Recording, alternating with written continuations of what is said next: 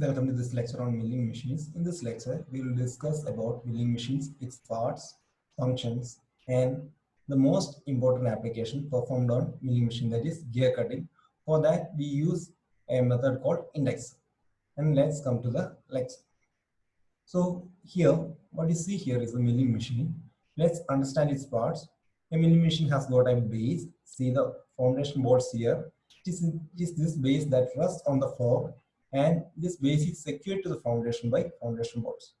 And from the base, you have a column here. At the end of the column, at the top face of the column, you have an overhanging arm. And this is a arbor. This arbor is a shaft-like structure that holds the cutter. In case of milling machine, you have a multi-point cutter. It is different from that of lathe where we use a single point cutting tool, and you have a work table here. This table can be moved in this direction and as well as this direction using these hand wheels. Then the cutter we use here is multi-point cutting tool, and a milling machine normally produces flat surfaces, but you can produce other contours also by varying the form of this cutter. And two major classifications of milling operations are shown here, that is up milling and down milling. Then if this is a up milling, if you see here, the cutter here rotates in the clockwise direction and work is cut opposite. If you observe the arrows, cutter direction and work direction are opposite. Then so this is called up milling. Then what happens here is the cutter will have a tendency to lift up the workpiece of the work table. In this case, you need to fix the work rigidly to the table, as the cutter has a tendency to lift up the workpiece. Now let's come to down milling. What happens in down milling? See, cutter rotates in the same direction, that is clockwise direction, and work is fed from right to left. If you see the arrows here, the work and the cutter moves in same direction. And as in the previous case, there is no lift up issues, here. The cutter presses the work to the table. And if you observe the chip thickness here, chip thickness is minimum at the beginning and reaches the maximum at the end of the cut. These are the major classifications of milling operations based on the direction of rotation of cutter and the feed of workpiece. Then we have seen a milling machine before. We have got different kinds of milling machine, that is horizontal, vertical, universal, omniversal, all these kinds are there. But we have commonly used, what we commonly use in labs is the horizontal milling machine. For the sake of understanding, we are considering a simple figure here. Let's understand the parts by one. See, first one we have the base. This is the base. As we already told, this is the foundation of the machine. It is on this base that the entire machine rests, and this base is bolted to the foundation by foundation boards. In case of large machines, this base will have a container to hold the lubricant that is used for lubrication while cutting operation. Then you have a column. Column arises from base, and column has a driving mechanism in it. Column is mounted on the base, and column has the driving mechanism. Driving mechanism means it may be a motor. And from the motor, through pulleys, drive reaches the spindle through pulley and bell drive.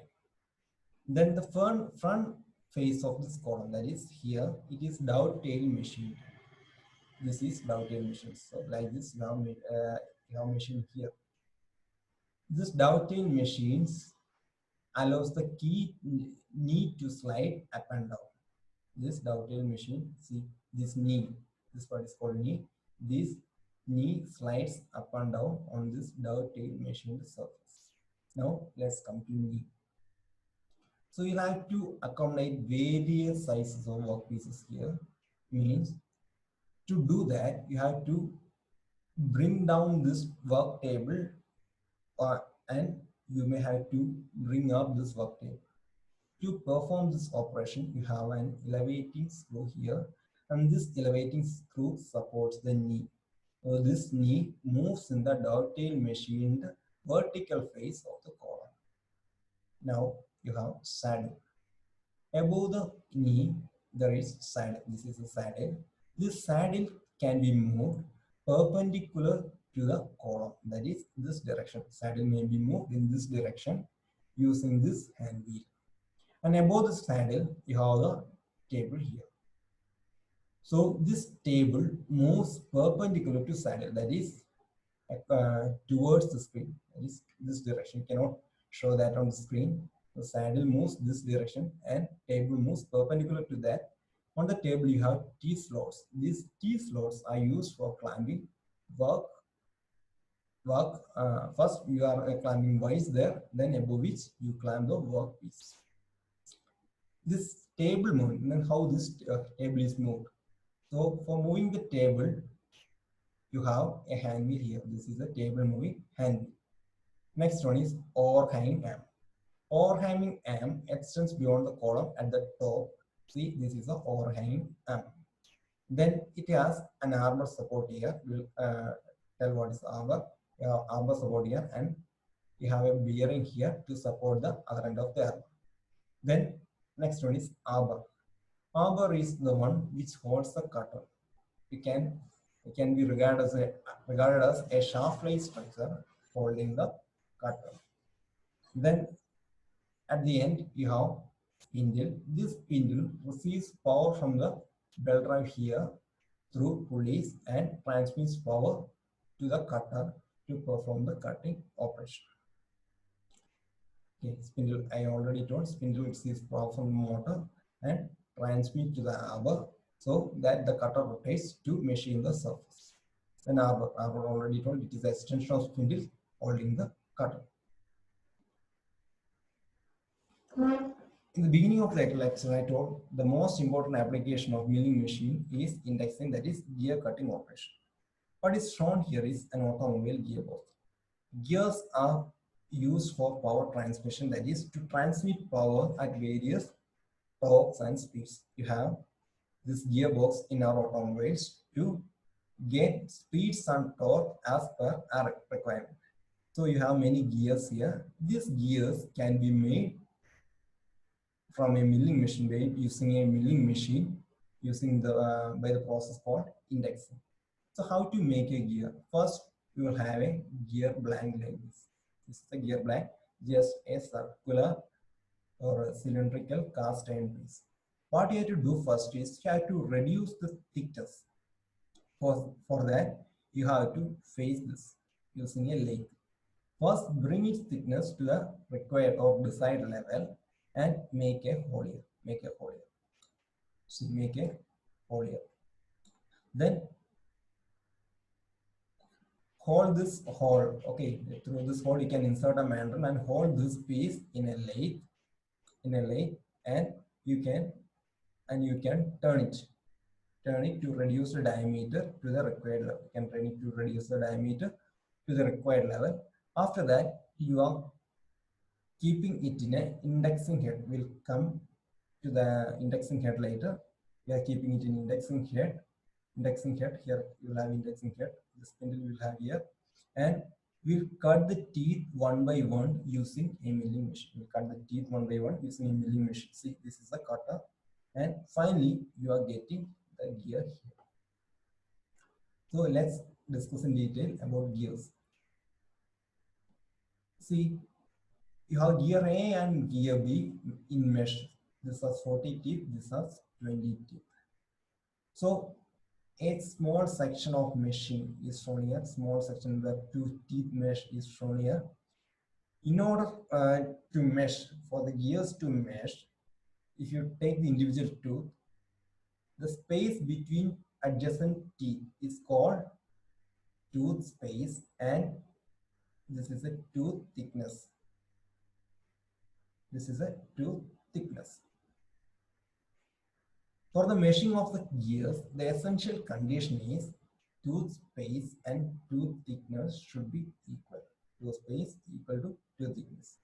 Means if you cut gear on a gear blank, that is a simply a cylinder as shown in figure shown before, you have to divide the periphery, that is outer diameter, into equal number of parts. Means if you want to cut a gear of 30 teeth, you'll have to divide the periphery, that is outer surface, into 30 equal parts. For this process, we use indexing head. Indexing head is an attachment used along with milling machine to produce gears. Let's come to that. So this is the indexing head. This is the indexing. This is the indexing head. Let's see the parts one by one. You have worm here and a worm wheel of 40 teeth. This is simply a gear of 40 teeth, and at the end, a shaft passes through here. At the end, you have the index head spindle. It is in this space, that is, it is here you attach that gear blank to cut the teeth. Then extension of worm shaft, you have extension of worm shaft is shown. At the end, you have a sector ram, index plate, and index crank. So this is a plunger, and this is spring loader. So as I already told, this is a 40 gear teeth, and in order to mesh the worm, in order to have a mesh between this worm and this teeth, this should be of equal pitch. And this worm is used for large speed reductions. That means if you rotate this complete revolution, that is, if you rotate it once, it will have just one teeth movement. That is, this will move 1/40th of the diameter. Sorry, 1/40th of the circumference, or 1/40th of the perimeter of the circle. Suppose if you want to cut a 40 gear teeth, you will fix the blank here, rotate this index crank one full revolution at the teeth, and repeat this another 39 number of times to produce a gear of 40 teeth. Suppose if you want to cut a gear of 20 teeth, what to do is, see, for cutting 20 teeth, you have to divide this periphery into 20 equal parts.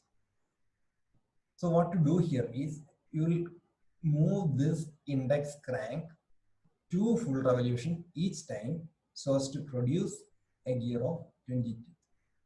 In this case, in using full revolutions, you can produce gears of number which are having the factors of 40. That is, you can produce 5, 10, 20, 40. Like that, you can produce different number of teeth, different number of gears, different number of teeth. Okay. If you want to make gears other than the number 40, that is, if you want to produce a gear having a 30 teeth, let us see what to do. What is shown in this figure is indexing head. This is actual indexing head. For the sake of understanding, we have shown in here, shown here. This is what is there inside the indexing head, but actual indexing head is this one. This is a chuck here, and whatever setup you have shown and seen before is inside this. Then let us see how to cut a 30 teeth gear. 30 teeth gear. So you know, in the previous case for cutting 40 teeth, we had a full revolution of index crank, isn't it? Here, the teeth number reduced to 30. So in order to have 30 gears,